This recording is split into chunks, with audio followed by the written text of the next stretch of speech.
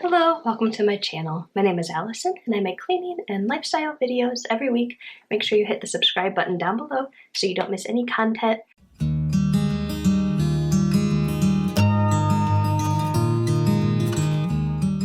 Today I'm going to be doing something kind of different than what I normally do. I wanted to just talk a little bit about YouTube. I've been on this platform for about 6 months, a little longer than 6 months. I wanted to talk about YouTube as a whole and how it's changing, things that are affecting creators. This is not something I normally do on my channel, so if it doesn't interest you, it's okay if you want to skip over this video. I'll be bringing you more cleaning videos in the future, so you can just bypass this one if it's not of interest to you. But I know a lot of the people that are on my channel are actually other small creators, and we try to support each other. So I wanted to talk about issues that are affecting us. If you're a small creator, you know how hard it is to grow a channel. YouTube makes it really difficult for little channels to be found in the search systems. It's really, really difficult if you're just starting out. And I spent a lot of time watching YouTube videos, and I don't even really watch regular television very much. I generally just watch stuff on YouTube because that's what I find interesting. I love that one-on-one face interaction that you get from a YouTube channel, feeling connected to that person. And I really enjoy the process of watching someone grow as a creator. And YouTube has amazing opportunities for their creators, but they have made a lot of changes that make that a lot more difficult for people who are creative. They've really implemented a lot of restrictions in the past, and they're getting ready to implement new restrictions. They demonetize channels that do anything that's not family friendly.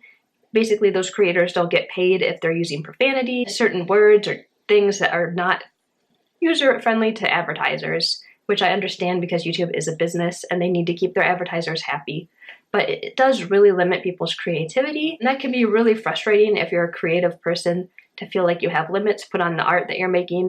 And that can be really frustrating, especially if someone has come to depend on income from their channel. If they're being all of a sudden stripped from that income, and they have to find other income sources, that can be really limiting to channels and make them, stop creating content, which is a really sad thing. There's also been some talk that YouTube is going to be implementing some new restrictions that really focus on content aimed towards children. YouTube basically doesn't want any videos featuring children to be monetized. A lot of channels that show children actually have had their comments taken away. If you see a video that has a child, 9 out of 10 times you won't be able to comment on that video simply because someone under the age of 18 is in that video.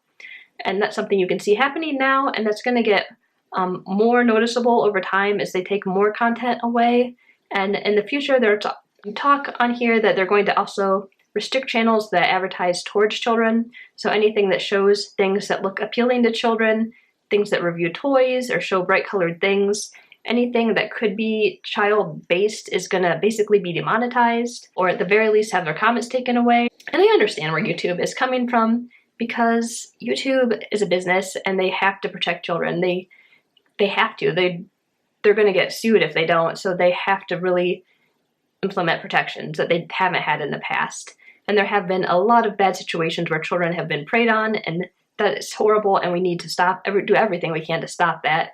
But what YouTube is doing is they're punishing the victims of the crimes instead of punishing the people that are offending and going after the children. A lot of children are filmed by corporations or maybe their parents. They're working if they're on camera, and they're not always getting compensation for the work that they're doing because they're children and they don't understand that this is work, that this is just something that their parents are doing, so they do it. They need to enforce labor laws if they're going to have children working and being paid on camera, and that makes sense to me. They need to be doing more, because I don't think YouTube has done enough to protect children in the past. So I do support the idea of implementing new things to help protect children, but I think they're going about it in the wrong way.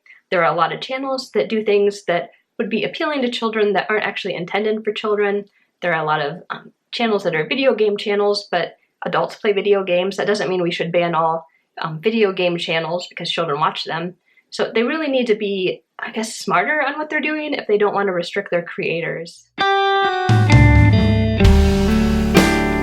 There's also been a lot of talk on YouTube about the idea of YouTube plants. If you're not really familiar with that idea, that's the idea that YouTube has, or any corporation basically, has taken people and prepped them and trained them how to make really good content, and then YouTube is directly promoting those individuals. I know the one that everyone's talking about right now is fangirl, or Janelle, I think Aliano, I may be pronouncing her name wrong. But she has created this really amazing content. It's beautiful, the editing's perfect, the keywords are perfect. It's like someone that knew everything you could possibly know about a YouTube channel, just started out of nowhere and exploded overnight. And if you don't understand how film works, then it's pretty easy to say, oh, she's just a really talented person. She must have just worked really hard and made this channel. And maybe she did. It's very possible that this is someone that just really studied YouTube for a long time and figured it out and worked really hard to make a really great first video. But on the flip side, it's much more likely that a large corporation supported her and gave her everything she needed to make perfect content. From what I've heard, there's very little record of her on any kind of social media before her channel started. There's also shots that are so perfect that I don't see how anyone would be able to get those shots without a lot of training in film. I think her very first shot, it looks like drone footage because it's coming in a way that's shot so perfectly that I'm pretty sure a drone shot it. But in her second video, she says she doesn't have a drone, so I'm not sure where that perfect shot from the outside of the van came from if she doesn't have that kind of equipment. She also shoots things from 5 to 10 different angles, which is pretty telling that there's a film team working behind her to get all those different shots. It seems really implausible that someone would be able to film and shoot and edit the way she's doing without people helping her. But we'll probably never know unless the person doing the channel actually comes out and says, hey, this is reality, this is what really happened. Or, if, she has gone on interviews and said, no, this is really me, this is me doing it. But we'll never know if she's an actress or if, someone's helping her. We just aren't gonna know. So right now it's just all internet speculation, but it's interesting. And there's other channels that are like this. I think there was a girl called Lonely Girl a long time ago that was, everyone thought she was a real person and it turned out to be just an actress pretending to be this person on camera. And the channel did really well because it was interesting and, people were helping to film this particular person in a way that was engaging for the users. And those channels blow up. There's also been a lot of talk about a channel called Spill, and they're a gossip channel. And when they first came out, they told everyone it was just sort of a passion project between two friends, and they were just doing YouTube gossip because they loved it. And they had really great animation and great narration, and everything on the channel was super professional looking. But they insisted it was just sort of something they were doing for fun, and they made great content. People really liked the channel. It did really well. But then over time, it started coming out. This actually was not two people. It's an actual corporation that's been around for years. And they were just designing the channel to look like a person put it together, when in reality an entire team was filming this channel, putting together really great videos because they had a whole team of people. And there's just no way that one individual can just film beautiful, perfect work with great editing and great performance. Like, it's just very difficult. Unless someone's doing it as their full-time job, it's just very implausible that someone's going to put out great content very regularly. It's just not going to happen because it's a lot of work to film and edit and put together interesting content. And anybody who actually films understands the work that goes into filming and editing a video. It's hard work. Even if you're great at doing it, you're not going to be able to put out perfect content every day without people behind you to support you. YouTube has changed a lot, even in the last year or two. It used to be sort of a small place that people could put silly skits or fun things to show their friends, and it was just a happy place where people enjoyed things. People didn't even make money when they first started on YouTube. It was just something people did for fun. And then the platform blew up and they added this way for people to make money off of their videos. And that's when the corporations came in. There's also been a transition to celebrities using YouTube, which has good and bad things about it. I really like the idea that you can watch your favorite celebrity, you can see what their life's like, they can give you little hints into their personal worlds if they want, and that's really great for the celebrities. But there are also people who are really privileged and have a lot. And if all the eyes are going onto the celebrities, that's really taking away from the smaller channels, which is really sad because it doesn't give them a lot of room to grow. And then they're competing with people who have a lot of money for good equipment and good teams that can edit for them. And you're gonna not see the same type of content from a small creator as you're gonna see from a large corporation or a celebrity. And I still love YouTube. There's a lot of people that started small and they make amazing content. They were able to grow their channels and do amazing things, and as they build up their channel, they got better equipment, they got better at what they were doing, and they put together great, long, amazing things. You can look at people like Shane Dawson that does these great, multi-part series with really nice editing and filming. And you can see even smaller channels sometimes will have really amazing quality work that they put into their channels if they're willing to do that kind of effort. So I think it's really a great equalizer in some ways, but it also has been shifting its focus. And the celebrities and the big corporations, they bring in a lot of views, which makes a lot of money for YouTube, which is why YouTube is pushing those channels and sort of ignoring the small creators that were the backbone of their platform at one point. And I'm hoping that they sort of slow down with the way they're trying to restrict the content. They need to implement changes to protect children and their creators. They need to do it in a way that's intelligent and wise, and it's going to help their platform and not destroy it, because so many of the videos on YouTube are done by small creators. They might have children on them, or they might be appealing to children. So wiping out those videos is really going to hurt a lot of people.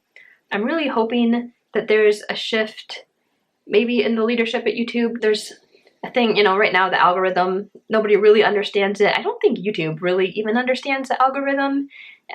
There's certain topics that it will just make the algorithm go crazy, like YouTube drama. Talking about other YouTubers tends to make a channel just go crazy. It'll blow up a channel, make it much more successful just because those words of those other YouTubers trigger the algorithm.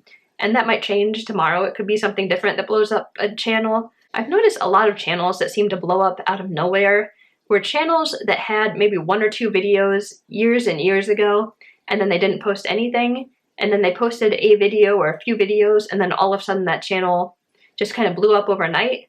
And I think there's something to be said about a channel that's been posting for a long time. I think YouTube looks at length along with the number of videos and things. So maybe a video that's on a channel that's 2 years old is more likely to have success than a channel that's literally just posted their first video, unless they have certain backing from other corporations or YouTube.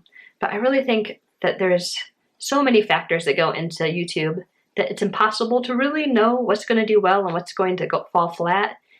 But as small creators, all we really can do is continue to publish content that makes us feel satisfied, that we're proud of, and hope that other people enjoy watching it. Those are my final thoughts for now on YouTube.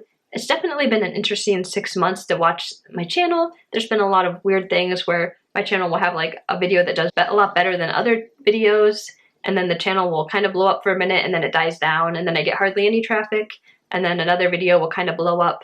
I found my cleaning routine videos do the best of anything on my channel, so I post those usually every Saturday. I do a cleaning routine video because they seem to help get the views and subscribers up. And then I do sort of the other stuff during the weeks, kind of my passion stuff that I just like to make. And it doesn't do as well, but I enjoy making it, so I'm going to keep doing it. And I don't know what other small creators, what their experience has been like on YouTube. If you're a small creator, I'd actually like to hear about your experience. Make sure you write down below in the comments sort of what your YouTube experience is like, because I'd like to hear from other people and hear what they've thought, things that have surprised them about YouTube, or things that maybe they didn't really understand when they started. I know it's definitely been a big learning process for me as I've grown as a creator. I'm still working every time I make a video to get better at filming, editing. There's so much to learn. Like, I feel like it's going to take me a lifetime to really master this, because there's so much to know about how to make good quality videos. And even just how to be good on camera is something that takes practice. I'm always trying to improve. I still really love YouTube. I love the platform. I love the people that are on here. And I think it's an amazing opportunity for so many people to just be able to have a voice that they can put out into the world. And the idea that you can make a video and someone all the way on the other side of the globe can see it and interact with it is amazing. Like, we've never had that kind of technology before.